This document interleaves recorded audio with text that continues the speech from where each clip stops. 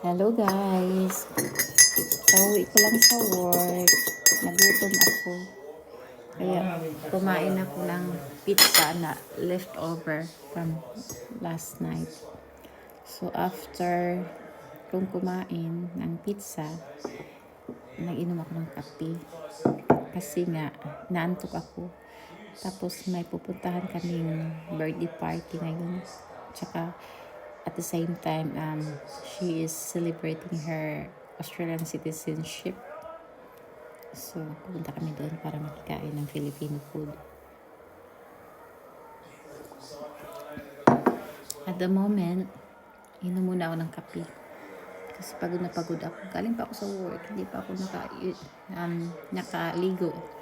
So, dapat ang birthday party starts sa 5 o'clock. Pero mag-quarter to 4 na hindi pa ako naliligo. Pagod ako. Okay guys. See you sa party mamaya. Bye-bye.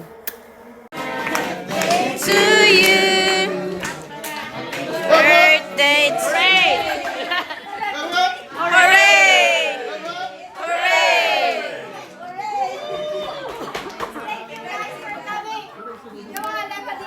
Nag-reply?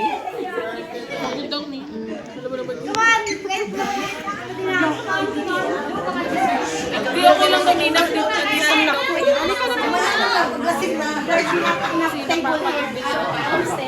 Papa naman tinatapos. Kadaghay tao. Ang daming tao. Nag-YouTube ako ha. Nag-YouTube. Ikaw nga magsalita.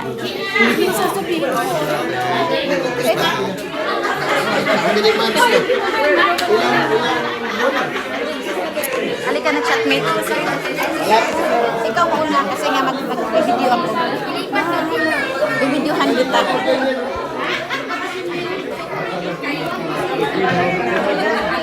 Oh. Supervisor ka doon. Wala yan. Supervisor. Tapos nga. Kung salbahe talaga ito.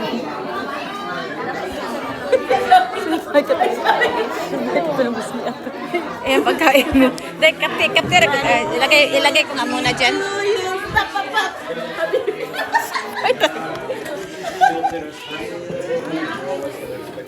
Wow, there's lots of food in here. Then, ang bait naman ni Ana. Thank you, Day. Wow, ang daming food. Thank you, Junalyn, for inviting us.